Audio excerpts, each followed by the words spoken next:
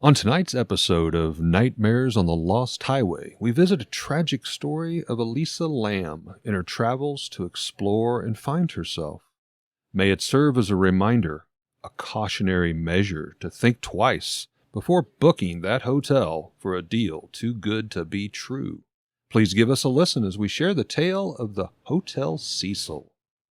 From a child born into this world, we are taught what to believe. Closed-minded we become, fearful to be deceived. Still we desire to know what lies beyond that locked door.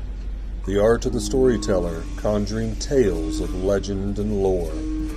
History hidden, lost knowledge, things forgotten and the unknown. These are the things that direct us and will set the tone. Welcome, friends, to another episode of Nightmares on the Lost Highway.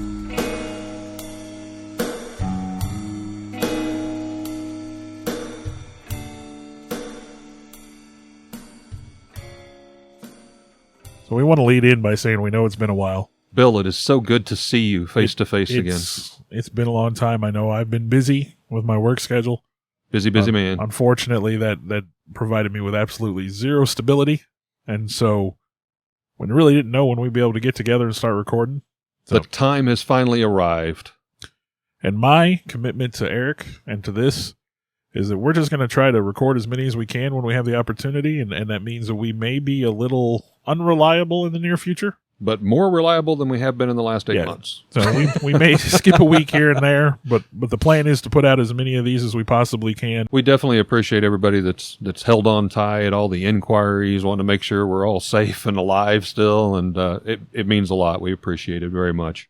So, without further ado, let's go ahead and kick off the unofficial third season of Nightmares on the Lost Highway. You bet. So, the Cecil Hotel, a budget hotel located at 640 South Main Street in Los Angeles, built in 1924 by, and I might say this word wrong, hoteliers, I think is how you say it. Hoteliers, huh? William Hanner, Charles Dix, and Robert Shops. Some interesting names there. It's 19 floors with 700 guest rooms, and it was meant to be the destination for business travelers and tourists. I think it cost $1 million at the time to build, I believe. 1.5 is what I have here. $1.5 million at the time. And I think it was basically because of the big 1919 Boom City expansion. Yep. You know, they tried to jump in and get some of that. Yeah, it officially opened its doors on December 20th of 1924. And it flourished as quite a fashionable destination in the 1940s. But the hotel saw decline over the decades. Of course, its location being what it was near to the area known as Skid Row, which became increasingly populated with transients, with as many as 10,000 homeless people living within a 4-mile square radius. Right. In 2011, part of the hotel was purchased and renamed the Stay on Main in an attempt to distance itself from its dark past. Very interesting twist there, yeah. And I think we'll probably dig into these as we go through sort of the timeline. In 2014, it was purchased by hotelier Richard Bourne, and it was closed for renovation in 2017 with plans to be finished by October 2021. Well, we all know in 2020, you know, with COVID being what it is, it's still shut down. They've not been able to finish the renovations. Right. And in that time, it's been designated a historic cultural monument by the city of LA. Now, that's one way to put it. Yeah, we talk about this lovely hotel that was sort of the destination back in the 40s. And a really unique for its time. I mean, again, as you touched on it kind of was a luxury hotel, but it wasn't really designed. It was more for the average Joe, a traveling hotel, a stop, a destination. And why would we talk about such a place on a podcast such as ours, if not for the fact that the hotel over the years developed quite the reputation for violence, suicide, and murder. Yes, and we were talking a little bit off air before we started recording. This isn't the typical that you would expect for a paranormal and investigation. There's not a lot of ghosts and thumpings and bumpings in the night. And, the ghost stories you would expect are not there. This is just real brutal murder, suicide, insanity. There are believed to be at least 80 deaths associated with the Hotel Cecil. At least 16 of those are currently unexplained, and I think we'll just start off. I've got sort of a timeline list here. I've got a couple of those. Yeah, go ahead. So, the first documented suicide happened the evening of January 22nd, 1927. A gentleman, Percy Ormond Cook, 52, shot himself in the head inside his hotel room after failing to reconcile with his wife and child. The LA Times reported he was rushed to the hospital immediately with a slim chance of survival, and he died later that same evening. So, on November 19th, 1931, the guest W.K. Norton dies in his room after taking what they call poison capsules. Poison capsules. And he had checked in just 1 week prior under the name James Willies from Chicago. Which, if you're going to use a made-up name, James Willies? Willies? Kinda Really? weird That's the one. best you got? September 1932. A maid found Benjamin Dodick dead from a self-inflicted gunshot wound to the head. He had left no suicide note. July 1934. Former Army Medical Corps Sergeant Borden is found dead in his room, his throat slashed with a razor. Mm. He had left several notes, citing his failing health for his reason as committing suicide. March 1937. Grace Magro fell from a 9th-story window, her fall broken by telephone wires which wrapped around her body Oh. before depositing her on the ground. Wow. She later died in the hospital. The police could not determine. Later died in the hospital. This Yeah. woman was alive for a period of time. Oh. Police could not determine if it was suicide or accident. And there's a lot of people falling out of windows in here too. Well, yeah, that was a thing later on I came across. I guess, this place, this is vile darkness den, but there was like a mobster or something up on one of the top floors, and that was kind of his thing. If you crossed him, he would throw you out of like the 14th story window to your death. I mean, that was his thing. Even later on, like we were talking about, they hired a hotel manager and they started walking through and they were like, somebody died in this room and somebody died in that room. Yep. And then finally she was like, was there a room that no one's died in? Yeah, show me that one. All right, January 1938, U.S. Marine Corps fireman Thompson jumps from the top floor and was found on the skylight of the neighboring building. Ooh. Imagine being the person to find that. He had stayed at the Cecil for several weeks prior. May 1939, Navy Officer Irwin Eblett found dead after ingesting poison. Again, poison. January 1940, teacher Dorothy Seeger ingested poison while staying at the Cecil. She was found near death and listed as having passed on the 12th. September 1944, Dorothy Jean Purcell was sharing a room with her boyfriend. This one's a tragic story. This one, there's a little more detail to this one. But Dorothy Jean was with her boyfriend, shoe salesman Ben Levine. She went into labor, unaware that she was pregnant. Oh, wow. She later testified in court that she did not want to wake Levine with this ordeal. I'm pregnant, having, I assume, your child, but hey, sleep. I don't want to wake you. So she goes into the bathroom. She gives birth to a baby boy. And, not being a medical professional, not knowing any better, she thought the baby boy was dead upon birth. Mm.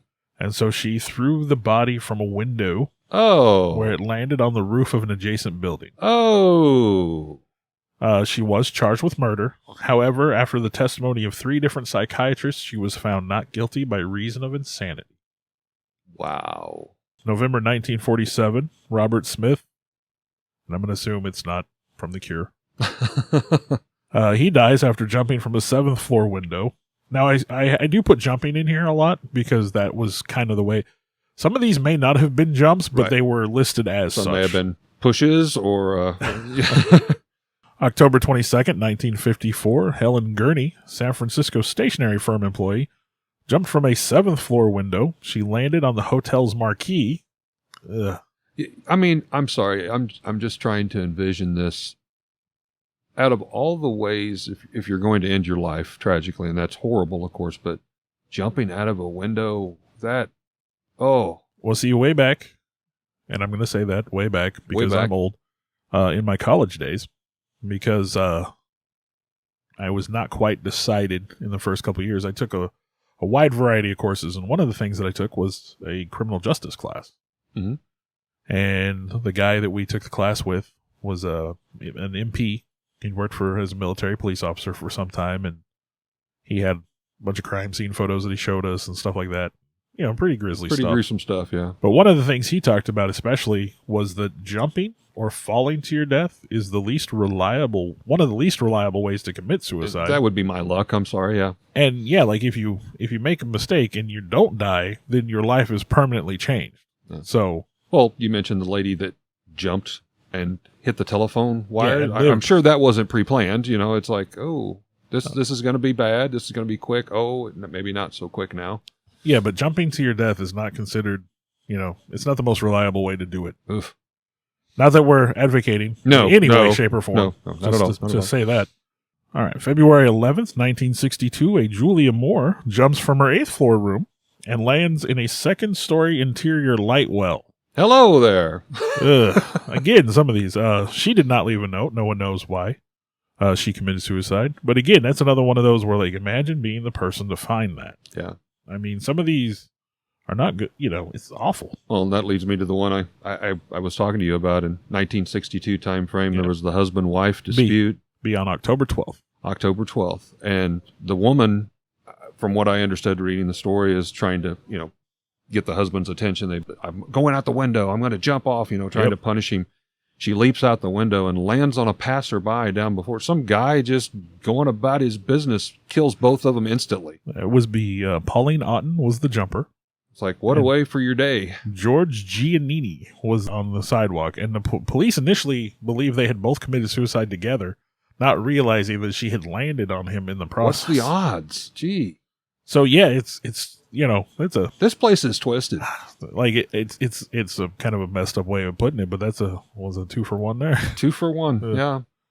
June 4th, 1964, retired telemarketer Pigeon Goldie Osgood. Yes, I read about this one. She had earned her nickname because she liked to go to a nearby park and feed the pigeons. Yep. So she was kind of known. She had been a long-term resident of the hotel. She found dead in her room. Again, this is another bad one. Yeah. She'd been found raped, stabbed, beaten. Her room had been ransacked. And stabbed multiple times, I think. A Jacques B. Ellinger was charged with her murder. He was seen covered in blood wandering the streets not too far from the Hotel Cecil. He was later cleared as a suspect. Why he was wandering the streets covered in blood is beyond me. Just But normal, nothing to see here. Later cleared as a suspect, and the murder remains unsolved. It's another one of those unsolved mysteries of the hotel. December 20th, 1975, a still unidentified woman jumped from her 12th floor window. She was registered at the hotel under the name Allison Lowell. And then in 1980s, the Hotel Cecil was believed to be the residence of famed serial killer Richard Ramirez, known as the Night Stalker. Yes. He was a regular presence in the Skid Row area of L.A., and according to a hotel clerk who claimed to speak to him, he is rumored to have stayed there for several weeks. I believe he killed for sure 14 people, elderly, children. I read an account where it was quite common, and they interviewed some of the people, that this guy would just come up through the back alley after doing his deed. He would strip off his bloody clothes, toss them in the trash, and then walk in through the back door and up the steps in bloody underwear and socks to just casually walk back into his room. How bad does a place have to be that doesn't even get noticed? Right? And I mean, mind you, if I see someone walking around in bloody underwear, I'm gonna assume there's a problem. Yeah, that's not normal. That's not normal. Now, also, I was reading a little bit on him. This guy was out there. He self-proclaimed that he brought some of his victims there. He would remove their eyes to keep them as souvenirs. He often would handcuff the victims to like the old radiator heaters there. And some of the bodies that they found, he nearly decapitated as they were handcuffed there. I mean, I'm sorry, there would have to be blood-curdling screams coming from this room. And how can you not notice this? Again, the Cecil must have been a crazy place. Things like this went unnoticed. Neighbors are just having a party. Just carry on, kids. It's nothing new. We hear it all the time. Yeah. On August 30th, 1985, a group of LA residents spot Ramirez in the street, and they prevent him from escaping until the police can arrive to arrest him. In 1989, he was convicted of 13 murders and sentenced to death.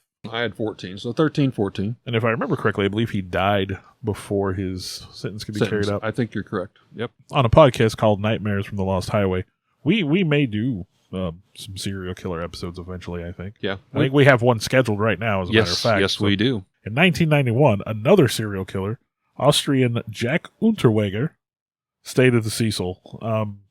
It's rumored that he was sort of a Copycat. quote-unquote fan of Ramirez, Yeah. and so kind of wanted to follow in his footsteps. While he was there, he was known to have strangled and killed at least 3 sex workers. So, Sex workers. Prostitutes? yeah. I'm going to try to use the nice terms. The nice terms. Okay, okay. September 1st, 1992, an unknown male body is found in the alley behind the Cecil. Police say he had either fallen, jumped, or been pushed from the 5th floor. Around 2008, long-term residents began to refer to the Cecil as the suicide. I can see why. I've got. I found one hotel review that came to surface. The review simply said, "Come to the Cecil, where your dreams come to die." No, I was going to say I thought that was called Emerson. I probably should not make that joke if certain people listen to this. But yeah, I mean, this kind of brings us into the new dawning of the era when they try to redo the hotel and all that. To rename it the Stay on Main. The Stay on Main. Hey, that has a nice ring to it. You know, it sounds real kind of bed and breakfasty. Well, not necessarily that Cecil sounds bad, but no, of course the connotations there. Yeah, there's such a reputation of bloody footprints that follow the path. Let's try to rename it. But some new owners came along, and honestly, from a business standpoint, this was pretty ingenious. But I think they kind of come into some trouble. They come in, they invested some money. They were going to do a total renovation, change everything. And then it was like the city come in, and they're like, this is part of our established homeless community, aka Skid Row, that we had talked about. And so they said, because this has been existent for so long, at least a certain portion, let's just say 50%, I'm not exactly sure, but has to remain semi-permanent dwellings, not like an overnight stay, monthly rentals, if you will, for people that's there. So they come up with this ingenious idea. I mean, you've invested millions of dollars in this. There's no turning back. You got to do something.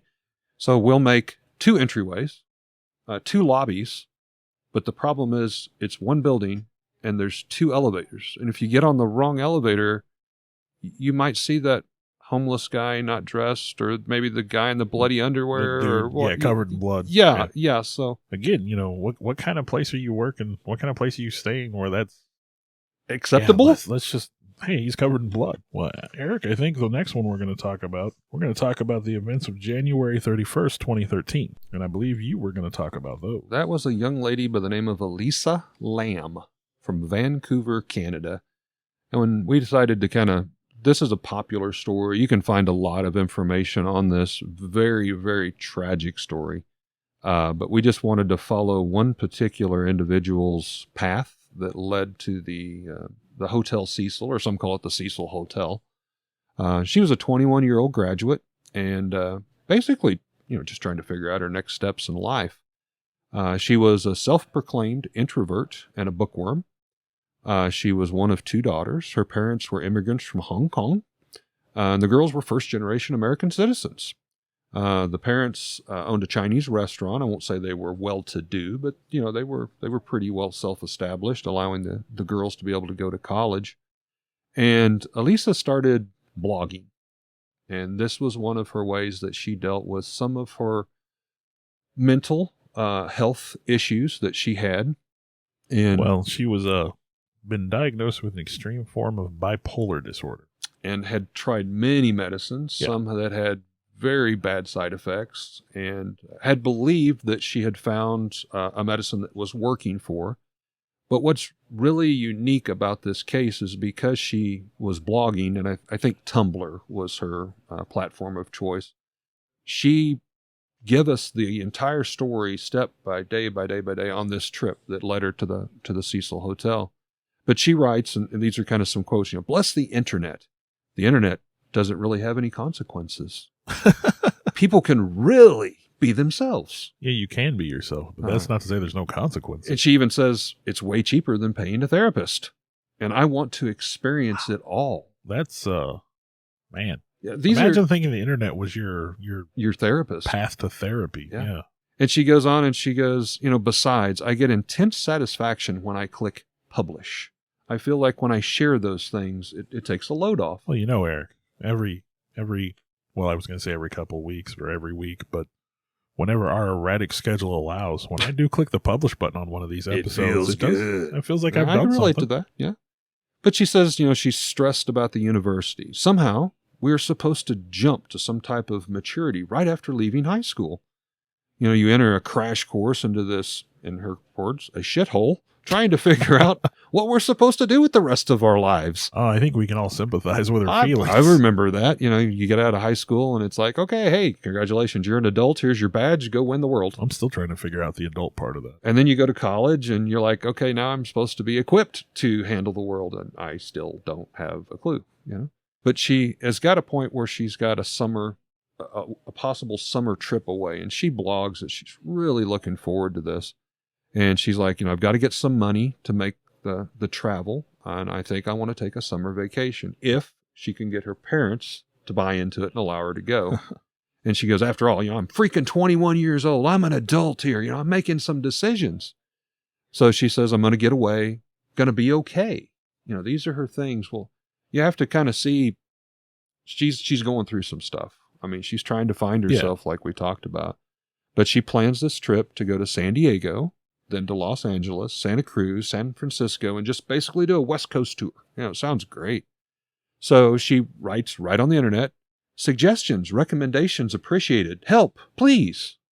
She's just putting herself out there. Did someone direct her to the Hotel Cecil? That is where I was leading with it. There was no correspondence when the police went through everything, but she did post, I'm not opposed to hooking up. I'm not opposed to meeting people. That's what this trip is about, is the experience. Wow. So that kind of sets the stage. And and of course the Cecil did have quite the reputation for that kind of thing. Yeah.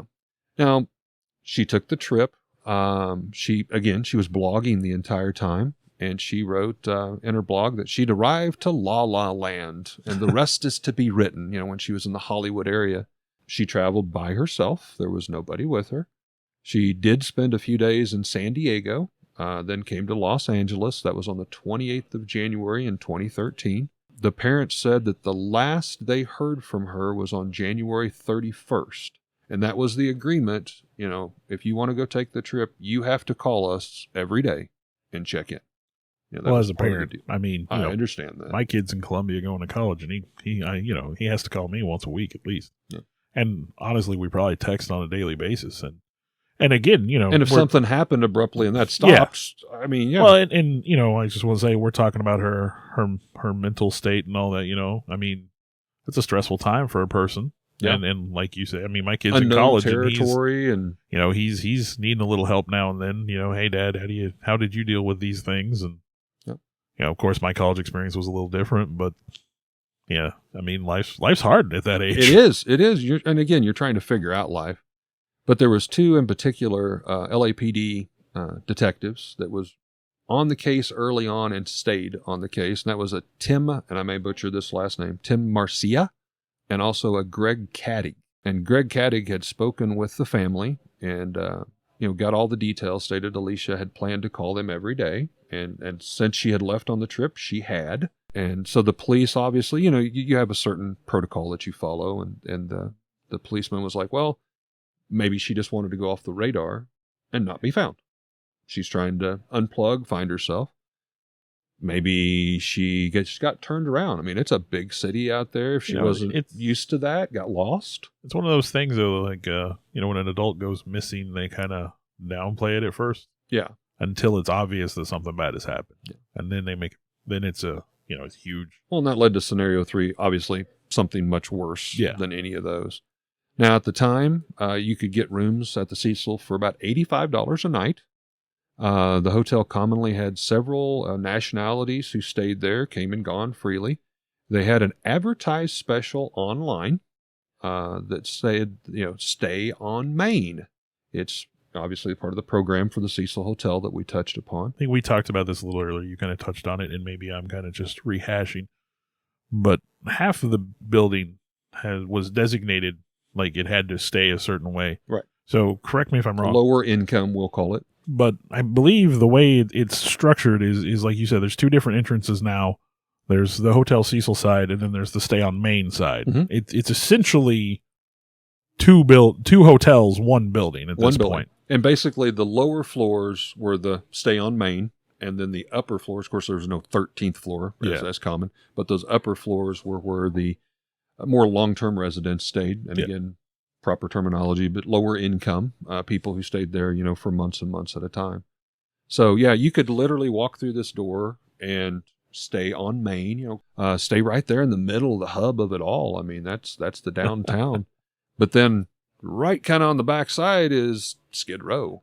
And that was the entrance into another separate lobby. It was kind of, I'm not sure the word I'm looking for, but a rouge of types. And almost, like to use the term, like they kind of whitewashed part of it. Yeah. Like, this is fancy hotel. No, it's still the Hotel Cecil. Literally, you could just kind of like walk through one door and it would be the difference of daylight and dark. Yeah. And some of the people that stayed there spoke about, well, the one elevator was busy, so we got on the other elevator. Well, it was kind of the unwritten rule. This elevator was for the upper floors. This one was for the lower floors. Yeah. But yeah, I mean, here you are with maybe you got a family and your kids, and seriously, here's this person that's maybe strong out on goodness knows what. Someone wandering around in bloody underwear. Yeah, and it's like, hey, I'm your neighbor. I'm staying on the floor up above you. But she did get checked into the room. We know that. The police followed using her own blog that she attended a game show as an audience member while she was there. But even there, if you dig deeper into the story, security was called to escort her off the premise of the game show. So do we want to say that the Wheel of Fortune drove her mad? We're not sure what was going on here, but the thought is maybe her medication is not working, or maybe she's not taking the medication. She became irate, I guess, as one of the audience members and made some threats even. So now, again, I mentioned that she had the extreme form of bipolar, and her sister is even on record as testifying that she commonly would not take her medication as prescribed. Yes, I remember reading that. So it's possible that, she, to use the term, but she was off her meds, and maybe this was just the first step in the tragedy that becomes her story. Well, the police were notified when the family, I think 2, maybe 3 days had passed. They had not heard from her. And like you said, it's kind of a lower key, it seems like, when you report somebody missing at first. Well, and especially somebody on this, journey of self-discovery. When adults go missing, they always ask, well, that person just left. Right. So. Right. And you got to keep in mind now, the police in this area, obviously, they're very familiar with the multi-lobby, and you have Skid Row. One officer they interviewed, and they're like, you have no idea. It was very common to get 10 to 12 phone calls, reports a night just to the hotel. And he says literally calls ranged from a sniper that was in one of the hallways that had no ammunition, but was literally going pew, pew, pew, pew, pew. No, it's documented that there is on average three 911 calls to the Cecil per day. One guy tried to, he did light the carpet on fire in the hallway and was like walking through it. Totally, other calls would be like totally naked people wandering, around the hotel and the street. So, I mean, all of this has kind of got to be filtering through the police, and it's like, I'm sure they're like, well, we have a lady that's from Canada that's come here to stay. Yeah. So they start checking into her room, and this is where, I don't know, a lot of stuff on the internet really started kind of blow loose. It's what exactly is going on here. Her room had been totally cleaned. The staff had come in and picked everything up, removed all of her personal belongings, which, by the way, included, stated as her medicine, her purse, her laptop, which I mentioned she blogged constantly with. I have here that her prescription bottles seem to be full, and that they Good contain point. The original full prescription. Again, ding, ding, ding. And all that was just collected and put in a bag and put into holding, because, again, this wasn't that uncommon. Yeah, I mean, and this is the way the staff of the hotel dealt with it. Disappear in the Cecil all the time. But of course, this kind of frustrated the police and the family. It's like, why? Why would you? We don't have the room to basically investigate. They did interview the people who came in, and they said, well, the room was a mess. It looked like, I'm sorry, but a typical young person may have stayed there. And I can envision pizza boxes and stuff, disarray. If she had a mental disorder and she was not taking her medication, Very true. Erratic, crazy behavior. But they did say, it wasn't like they saw signs of a struggle or there wasn't any blood or, there wasn't anything like that. Which, if we want to start talking about it now, the now famous footage, we say the elevator footage. No sign of a struggle. And then there you have this elevator footage. And you can look this up. It's all over the internet. Oh, yeah. So, but she enters one of the elevators and kind of seems normal at first. Yeah, yeah. But then she starts looking out the door, looking up and down the hallway, and she starts pushing and starts multiple hitting the buttons. Yeah, she's in a elevator. panic mode, and then she'll fully step out of the elevator and then step back in, and then hide around the corner, she's hiding from someone. And then it was also noted that the elevator's not closing. She's in there. There's several minutes, and the door's not closing. It's definitely long enough that the door should have closed. And so a lot of the internet sleuths, if you will, the investigators on the internet that was trying to help was obviously somebody had tampered with this elevator. She was trying to figure out why the elevator door wouldn't close. Maybe she was trying to get away from somebody. And it does look like she's trying to hide or that she's running from someone. She steps out of the elevator at one point, and seriously, it looks like she's having a talk with somebody out in the hallway. Yeah. One of the people on the internet had said hand gestures. It looks like she's trying to cast a spell. and seriously, once you hear that and you watch the footage, she's got her hands up in the air, and you have to think psychedelics. Maybe she's tripping out on some drugs, which obviously was in the hotel. Again, the medical issues that she had. Yeah. But she went from walking into the elevator quite calmly to definitely a panic-stricken, somebody's following, somebody's after me. And then, the first time I saw the footage and you start hearing the little bits and pieces, of course, by the time you get to the end of the story, there's seemingly fairly mundane explanation. But when you see this little piece of video footage sort of out of context, and they talk about how she disappeared and she her body was discovered, it's really... really unsettling. It does look like someone's out to get her and that she's on the run from someone or something. Some versions of the story even say, we made the comment that the Cecil itself is not really haunted, but some versions of the story, people are like, well, maybe she is running from something that you don't see on the camera. Yeah. And I think some people may consider it almost like demonic activity, a possessed hotel, if you will. A severe mental disorder and never having suffered with something like that myself, I don't know what her particular disorder would cause her to experience. Right. She obviously felt she was seeing something or somebody was following. It was very clear. It's very obvious from the footage. It seems like she's on the run from something. Now, they interviewed the general manager during that time frame. Her name's Amy Price. She served there as 10 years, as basically when they bought the building to start renovating it in 2007 and stayed till 2017. And she's an interesting character.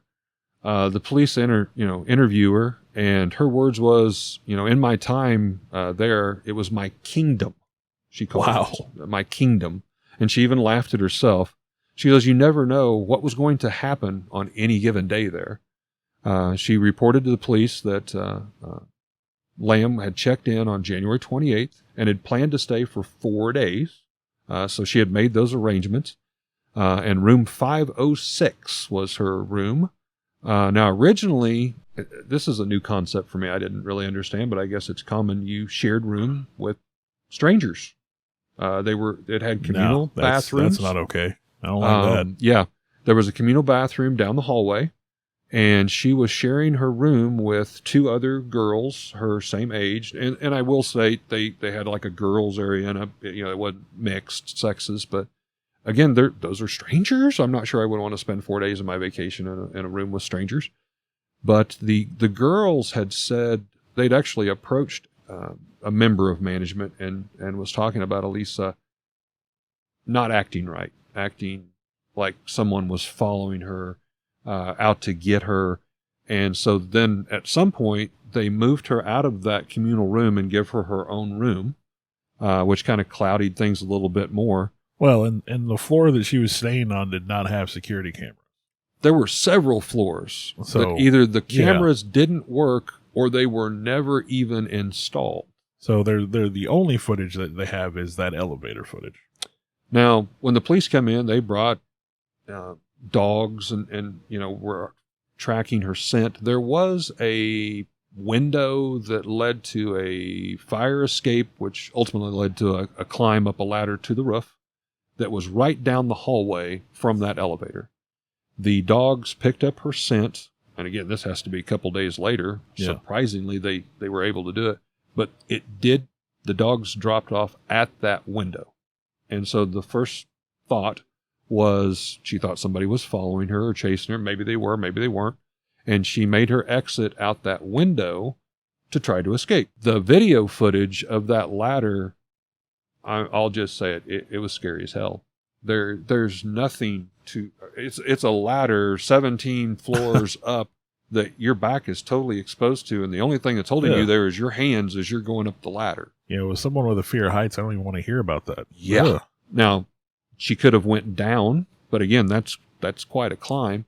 There was also, however, a stairway roof access for maintenance that was in that vicinity. I never fully understood where exactly it was in proximity to the elevator, but it was like a key card reader that had to be, scanned to be able to use those steps. And maintenance swore that, she did not go up to the roof or got away in that aspect.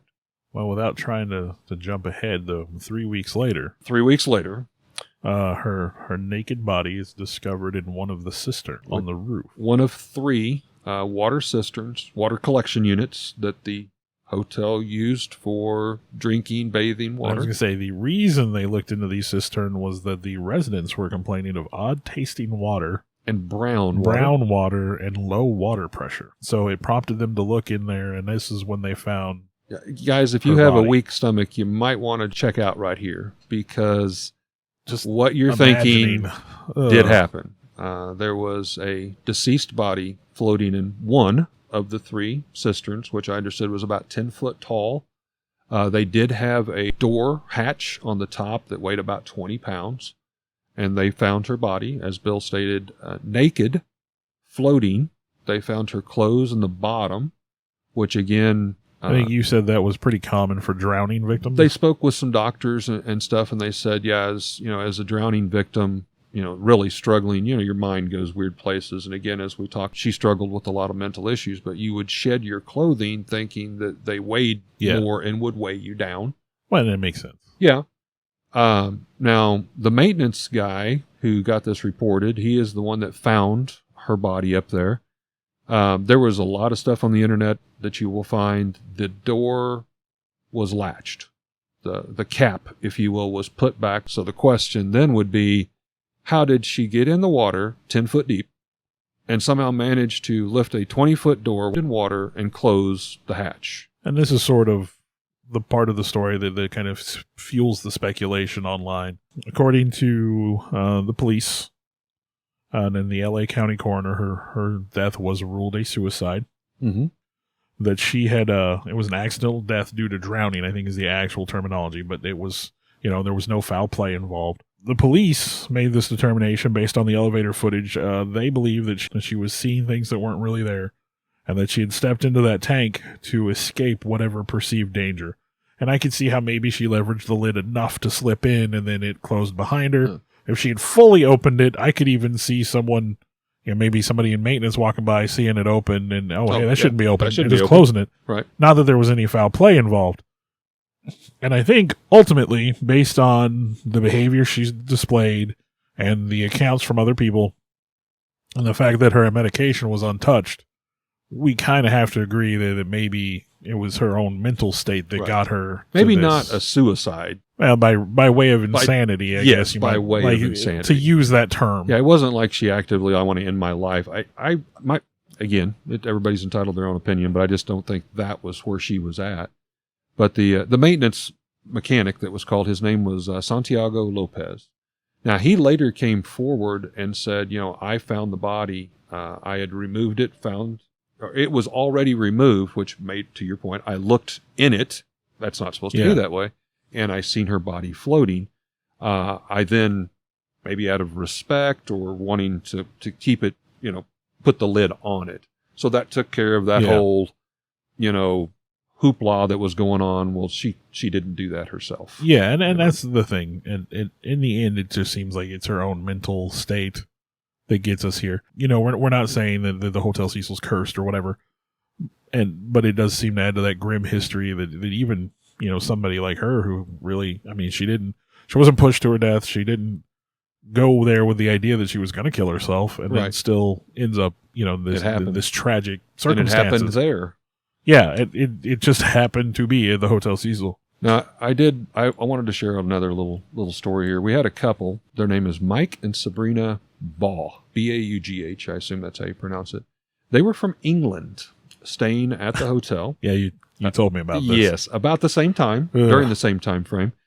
They'd never been to America before. Again, young married couple, and they were like, let's go to America. Let's take this, this epic trip. And so they went online, and again, they saw this beautiful pictures and columns and the stay on Main and, all of this. So they booked their hotel, found a really special deal online, much cheaper than any place else they could stay in the area. Imagine that. And it was, it was kind of that cautionary deal I did in the beginning, watch when the rates are too cheap, there's probably a reason.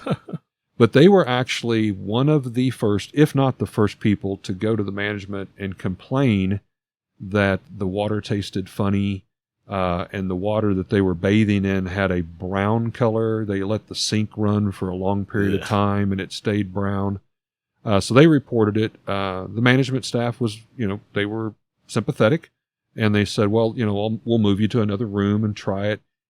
It seemed to be better, but the water pressure was still an issue. They said they went ahead and stayed another day, and they went out for a walk, and they happened to stumble across a missing person poster, and it was for Alicia Lamb.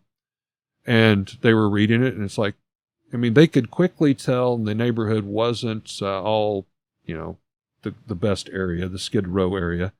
But they read the last caption at the bottom. Last known presence was at the Cecil Hotel. And they're like, oh my gosh, this is where we're staying. So they get back to the hotel, and this is after the police had started to get there and everything. And the next thing you know, they said it was just absolute chaos. People were checking out and leaving, and the hotel, of course, wasn't releasing any statements. The police wasn't sharing a lot at the time. Active investigation, very, very normal protocol. But they come out, and for whatever reason, the news people, all the cameras caught them, and they were on several of these interviews. And the wife, Sabrina, was like, I knew that water tasted really bad. And I'm just like, man. I think I just threw up a little bit in my mouth. It was that's like awful. Gross. But even when they checked in, they said we could tell things were not quite all as they say. Once they got past that luxury entryway, they said that they noticed there were a lot of people, not naked, but very scantily dressed, in the rooms. Then they were like, hey, it's going to be all right. We've already booked it. We've already paid for it. We're literally just sleeping here. It'll be okay. And they ended up not making their complete stay. Well, if parts of this story sound familiar and you've never really heard it before, there's a possibility you've seen the 2005 film Dark Water, which seems as if it would be inspired by this story. But 2013 is when Elisa disappeared. So this movie came out way before that. And it's a remake of a Japanese horror film. But in it, a young woman and her son experience unusual encounters in a seedy apartment building, and turns out that a young girl has passed and drowned in one of the cisterns on the roof, and that has caused the haunting of this place. Who happened to wear almost the identical red jacket, and I don't remember that was in the elevator footage. And I don't remember the name of the building, but I want to say the names were very similar as well. So that's kind of a weird coincidence. Yeah. Now, I want to sound a little anticlimactic here, but we do have one more. June 13th, 2015. The body of a 28-year-old man is found outside the hotel. Some conjecture he may have jumped, or, may have been pushed. No one really knows for sure. The spokesperson for the LA County coroner stated that the cause of death is unknown. And then that seems to be, they would have been shut down not too long after that. It had been, 2 years, maybe, I think. Yeah. About that. 2017, I think, is when they shut down.